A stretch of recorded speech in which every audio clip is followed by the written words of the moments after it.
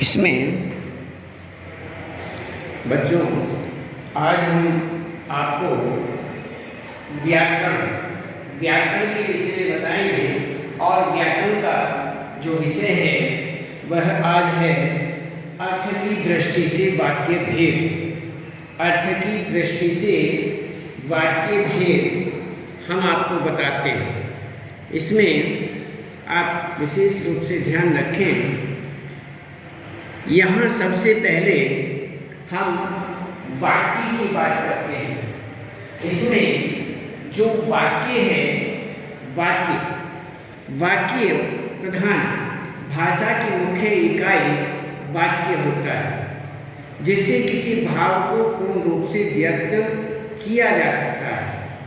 सबसे पहले हम यदि भाषा की मुख्य इकाई के विषय में यदि हमारे पास वाक्य ही नहीं है तो हम कुछ नहीं कर सकते। वाक्य का होना अनिवार्य है। तो यहाँ पर भाषा की मुख्य इकाई वाक्य होता है, जिससे किसी भाव को पूर्ण रूप से व्यक्त किया जा सकता है।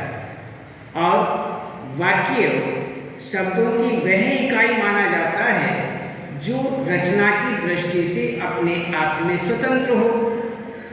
वाक्य विचार, भाव या अन्य मंतव्य, मन में जो विचार आए हुए हैं, वह भाव आए हुए हैं, उन भावों को व्यक्त करने का एक साधन है, तरीका है। और यदि हमारे पास भाषा नहीं, हमारे पास उस भाषा के वाक्य नहीं, तो हम उसमें किसी भी प्रकार से यहाँ पर वार्तालाप, आज़ादी से वार्तालाप नहीं कर सकते।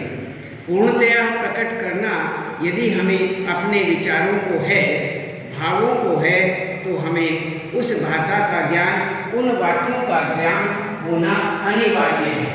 यदि उस भाषा का, उन वाक्यों का हमें ज्ञान नहीं है तो हम उस भाषा के विषय में विचार विमर्श, भाव आदि दूसरों के सामने अर्थात आदान प्रदान की स्थिति पैदा नहीं कर सकते। तो यहाँ पर कहते हैं कि सार्थक शब्दों का ऐसा व्यवस्थित समूह जो पूरा आशय स्पष्ट करता है। सबसे पहले हमें देखना है कि वाक्य किस प्रकार का होना चाहिए। वाक्य बिल्कुल शुद्ध होना चाहिए, वाक्य बिल्कुल ठीक होना चाहिए, और इसमें सार्थक जो शब्द हमारे हैं, उन सार्थक शब्दों के आधार पर वाक्यों का निर्माण किया जाता है।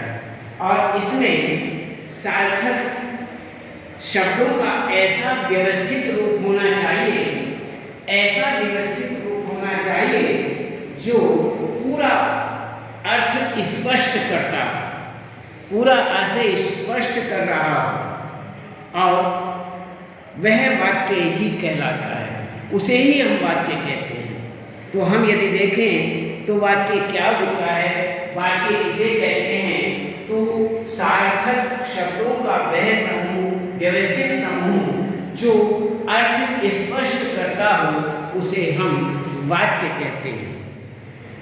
तो यहाँ पर यदि वास्तव में देखें, एक सार्थक विचार व्यक्त करने वाले जो पद हैं, पद समूह को ही हम वाक्य कहते हैं।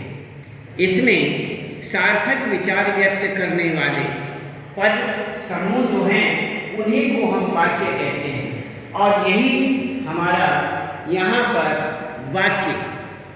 वाक्य कहलाया जाता है। जैसे यदि हम एक उदाहरण के रूप में जानें तो इसमें रमेश 8वीं कक्षा में पढ़ता है, ये हमारा वाक्य है। रमेश 8वीं कक्षा में पढ़ता है। इसमें सभी शब्द जो हैं वह सार्थक हैं, और सार्थक के साथ साथ पूरा वाक्य जो बना हुआ है वह एक पूर्ण अर्थ को व्यक्त कर रहा है।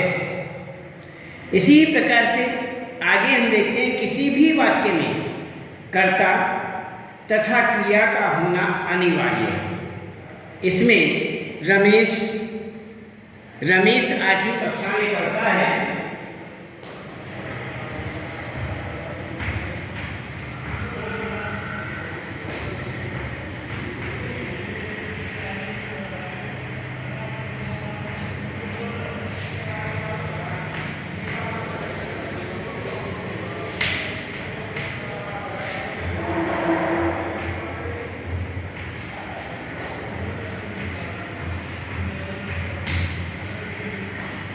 ये हमारा वाक्य हुआ।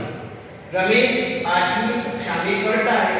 इसमें जो जो भी शब्द दिए हुए हैं वो सार्थक हैं, वह अर्थ को स्पष्ट करने वाले हैं, अर्थ को व्यक्त करने वाले हैं और इन सार्थक शब्दों के द्वारा ये वाक्य बना हुआ है, व्यवस्थित ढंग से बना हुआ है। ये नहीं है कि पढ़ता है कक्षा में 8वीं रमेश, ये कोई वाक्य नहीं, इसको व्यवस्थित वाक्य नहीं कहा जा सकता। जैसे अभी आपको बताया 8वीं कक्षा में रमेश पढ़ता है या पढ़ता है कक्षा में 8वीं रमेश, तो इस तरह से कोई भी अव्यवस्थित यदि वाक्य हमारे सामने बनता है तो उसका कोई अस्तित्व नहीं है। इसीलिए सार्थक शब्दों के द्वारा, जिस व्यवस्थित रूप से सार्थक शब्दों के द्वारा व्यवस्थित समूह को ही हम वाक्य कहते हैं और वही शुद्ध और ठीक होता है। तो इसी प्रकार से कहते हैं किसी भी वाक्य में कर्ता तथा क्रिया का होना अनिवार्य है। कहते हैं कि कर्ता और क्रिया का होना अनिवार्य माना जाता है, कोई भी वाक्य क्यों नहीं। यदि उसमें कर्ता नहीं, क्रिया नहीं, तो फिर वाक्य नहीं। तो इसी प्रकार से यहाँ पर हम इस बात को मानते हैं कि किसी भी वाक्य के अंतर्गत कर्ता तथा क्रिया का होना अनिवार्य होता है। इसीलिए कर्ता और क्रिया के बीच यदि वाक्य बनता है तो ही वाक्य कहा जाता है। तो इसी प्रकार से कर्ता और क्रिया के आधार पर वाक्य के दो घटक माने जाते हैं। कर्ता और क्रिया के आधार को यदि देखें तो उसमें दो घटक माने जाते हैं और दो घटक कौन से हैं? उद्देश्य और विधेय। ये दो इसमें घटक होते हैं।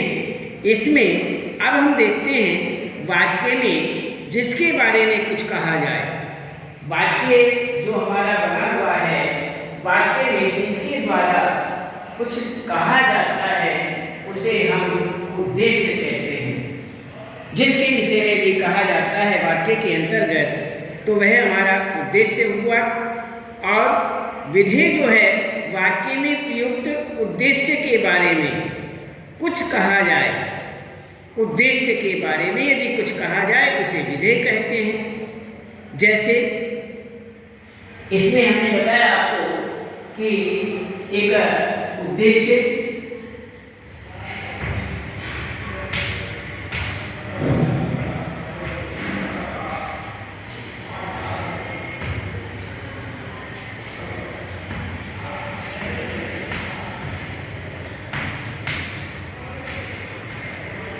विधेय, उद्देश्य जिसके विषय में कुछ कहा जाए उसे हम उद्देश्य कहते हैं।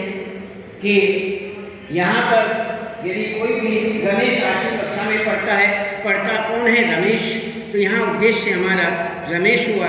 तो इसी प्रकार से यहाँ विधेय वाक्य में प्रयुक्त उद्देश्य जो है हमारा, उद्देश्य के बारे में जो कुछ कहा जाए उसे विधेय कहते हैं। रोहन, मान लीजिए इसमें हम एक एग्जाम्पल देखते हैं। जैसे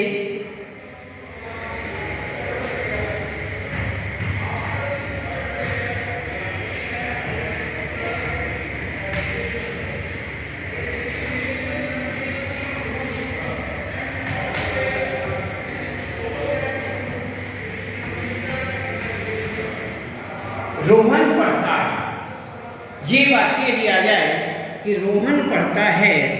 इस वाक्य में रोहन उद्देश्य और किताब पढ़ रहा है। रोहन यहाँ पर पढ़ता है अर्थात रोहन किताब पढ़ रहा है। अब इस वाक्य को हम यहाँ पर उद्देश्य और इस वाक्य को यदि ऐसा कह दिया जाए कि रोहन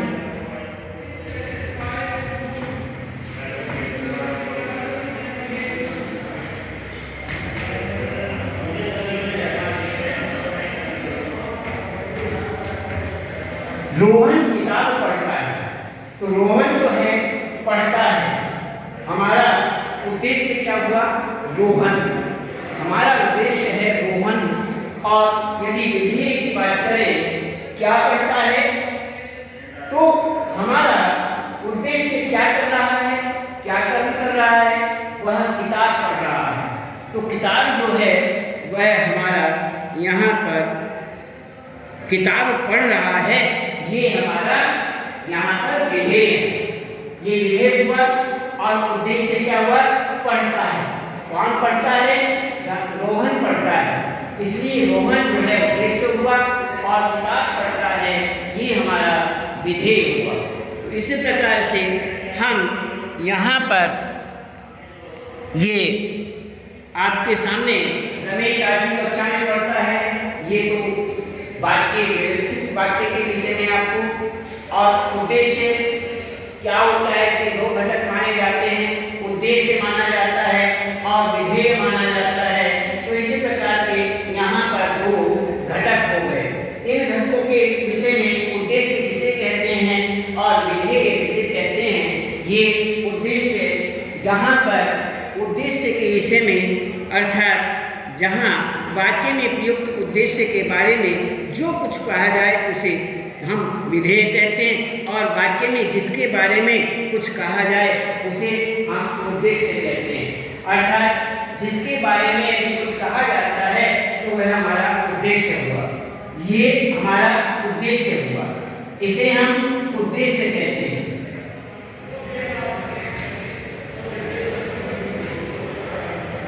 और यहाँ पर ये हमारा हुआ विधेय।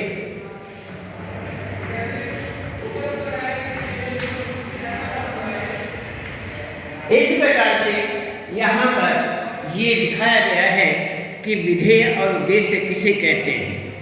तो अब वाक्य के हम थोड़ा भेद देखते हैं कि वाक्य भेदों के अंतर्गत किस प्रकार से बटा हुआ है।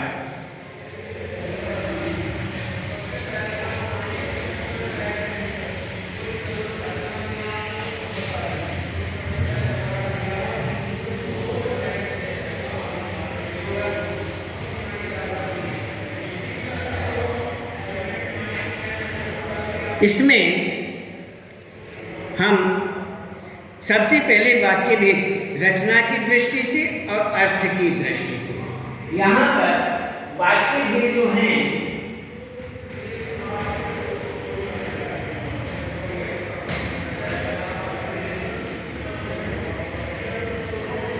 दो प्रकार माने जाते हैं।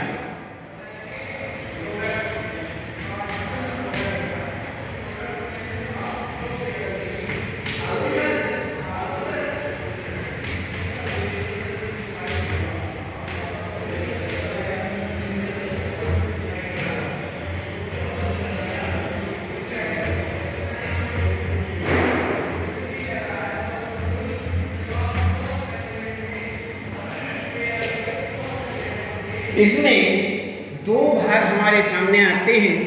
एक आता है वाक्य दो भागों में बांटे जाते हैं। एक हुआ हमारा रचना के आधार पर,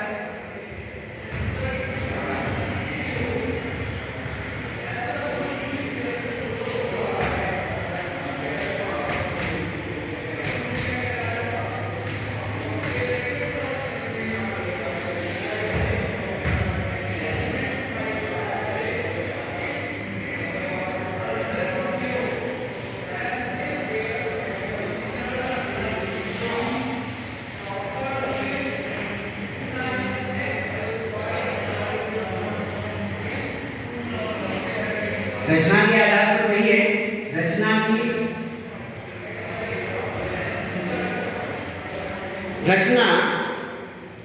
की दृष्टि से और अर्थ की दृष्टि से। दो हमारे अर्थात रचना के आधार पर और अर्थ के आधार पर।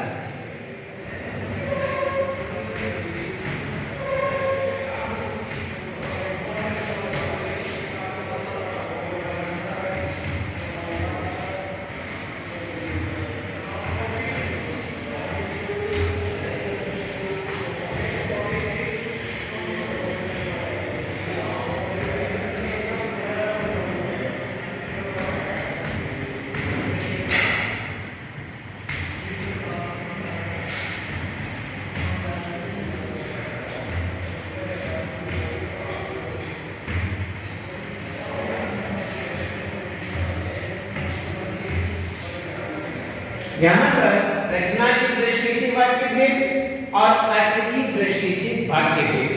तो यहाँ पर हुआ हमारा वाक्य के जो भेद हैं, वाक्य दो भागों में बांटे जाते हैं।